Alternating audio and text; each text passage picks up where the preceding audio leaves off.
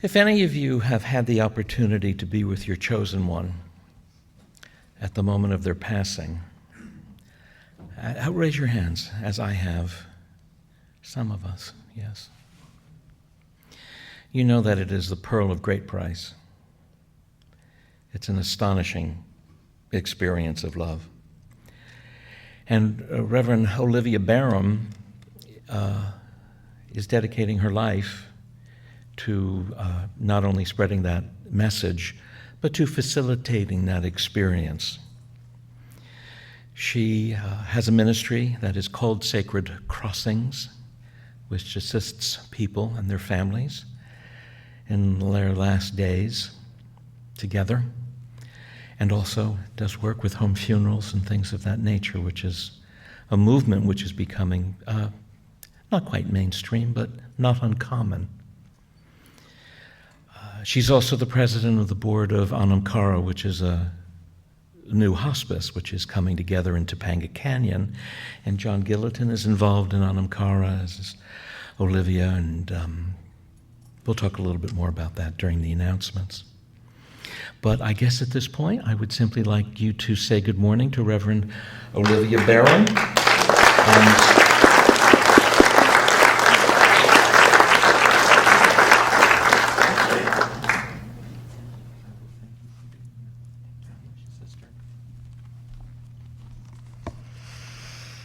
Good morning, everyone. This is a real honor and a real pleasure, and it's very unusual for me to speak for 10 minutes. I have no idea what 10 minutes is. My talks go for an hour to 3 hours, so will you let me know when I'm close? Sure. Thank you. As Reverend John explained to you, I am a death midwife and a home funeral guide. And I assist families in making their transition a sacred and holy one. And then I assist the families in keeping that liminal space open for 3 more days. Because something extraordinary happens when the body is present to the loved ones. Something extraordinary happens to them, the loved ones, and also to the body that you're looking at. So my ministry includes those 3 days and ends in an incredible life celebration for the family. So that is the entire work that I do, but today I'm just going to speak about the first part, which is conscious dying. A Sacred Crossings death midwife is one who escorts a loved one toward a conscious dying experience, assists their families in bathing and dressing the body, preparing the body, and helping them create the funeral. So, in talking about conscious dying, I want to first read you a beautiful poem by Friedrich Nietzsche. To die proudly when it is no longer possible to live proudly. Death of one's own free choice. Death at the proper time, with a clear head and with joyfulness, consummated in the midst of children and witnesses, so that an actual leave-taking is possible while he who is leaving is still there. And that, to me, encapsulates what conscious dying really is. It is embracing your dying experience as a joyful one. What if? What if we went towards our death like this instead of like this? What would that do to our spirit, our soul, and most of all, our loved ones? What gift can we leave them if we are ready? If we are prepared, if we are at peace and enjoy. I honestly believe that we can move towards this place in a place of joy. But it takes practice and learning and understanding and a willingness to dive deep into that pool And in our culture, we are not given permission to do that. The medical industry does everything they can to save us. We cannot be saved in this physical body. This physical body has a finite time period here.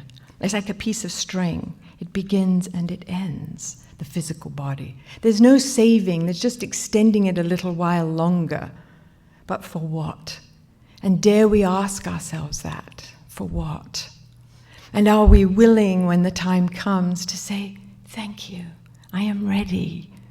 This is what I want now. I believe that we all know when we're going to die. And in my experience, it usually happens about 9 months, interestingly enough, before it happens. There's a little fluttering, a little, uh-oh. And sometimes it's so tiny that 99.9% of people miss it.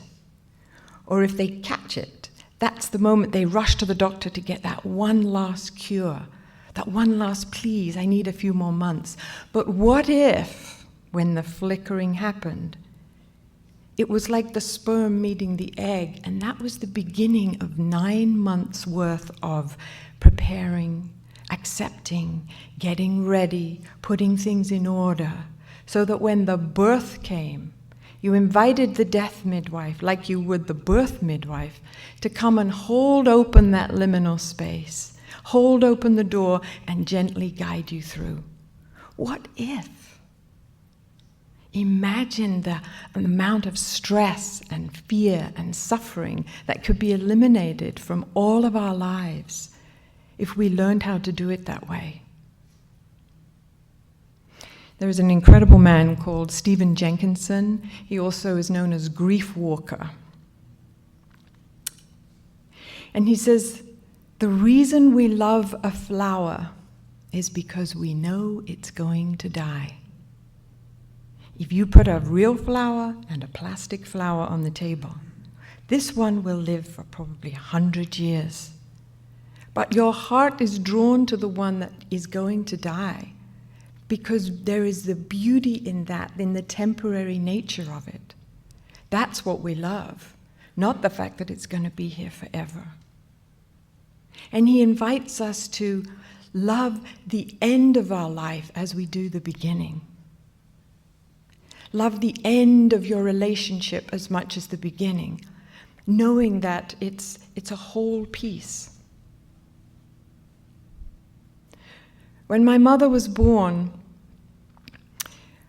her grandmother presented her mother with a christening robe and a burial trousseau, hand sewn out of the same piece of cloth. Apparently it was a tradition in our family, so maybe this death midwifery thing has been in my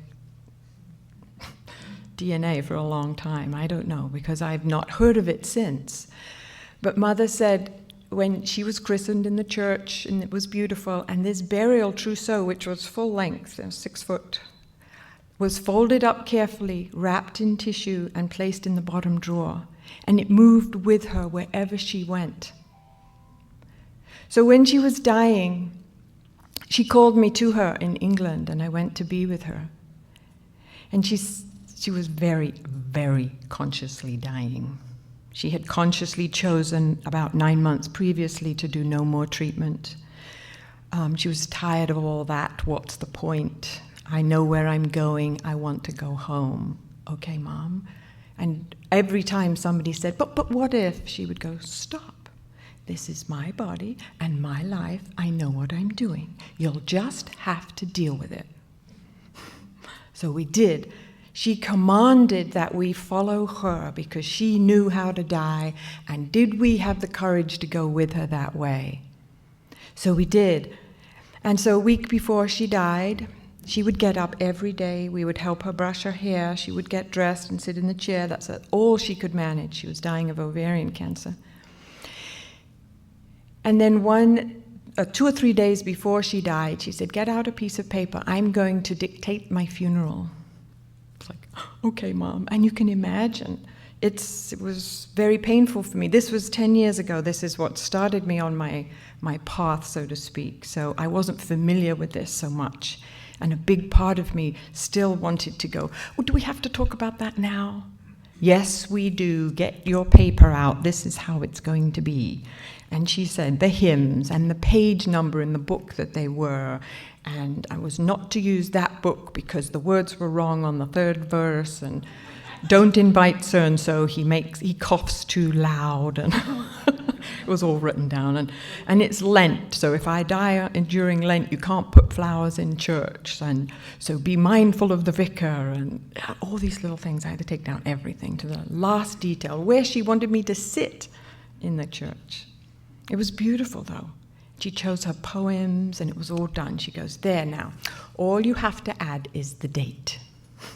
I thought, wow, Mom. And then, about 3 days later, she said, don't brush my hair today, I'm going home. And we knew when Mother said something, she meant it. And sure enough, 18 hours later, she made her transition. And it was very bold, and it was brave, and it was rich, and it was luscious, and I just can't describe how exquisite it was to be there with her. But one thing I noticed, perhaps more than anything else, while she was laying there, she was holding my sister and I, she was holding our hands very tightly. I love you so much. She had a lot of what we call the death rattle, when there's a lot of mucus in the throat. But I knew she could still hear us, and she was consciously nodding when there was a yes or a no. And the grip was not her fear. She wasn't afraid at all. It was her love for us. Imagine you have to, in a minute, you're going to say goodbye forever. And she knew that. And that was what she was holding on to. But I could tell that her holding on to us like that, and her also trying to leave, was in direct conflict with, and that was causing her suffering. I could see it. And I looked at her and I said, Mom, would it be easier if we moved away? And she nodded through the death rattle. And she couldn't let go because she loved us so much. So we peeled her fingers off one at a time, and we placed them on her chest. And we stopped, and my sister and I walked away to the other side of the room. And instantly, her breathing calmed down. She didn't need us there. We watched her die from over there. And it was between her and what she called her maker. I came in alone, I'm going out alone. That taught me so much.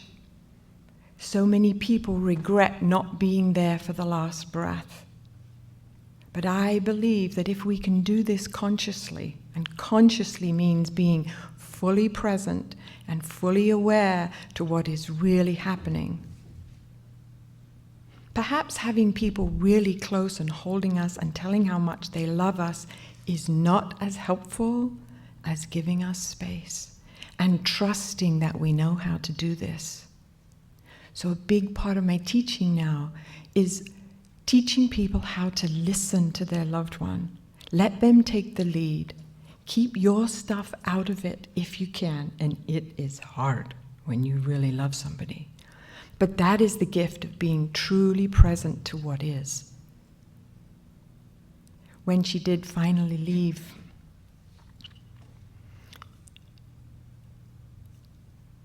it wasn't a big, amazing thing. It was the subtlest, softest, kindest thing.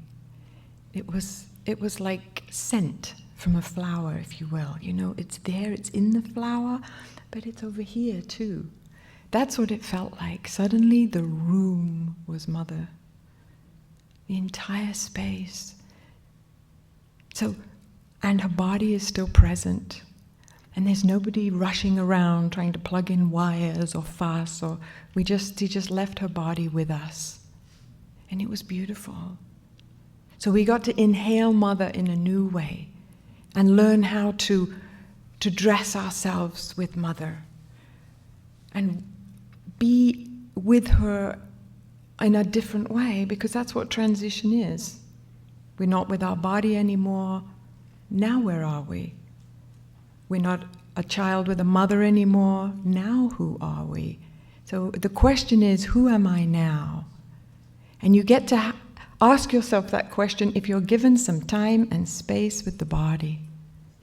You see, this is death, this is me, she's gone, I'm still here. Maybe she's not gone. What does this mean? Who am I now? Who am I now? Who am I now?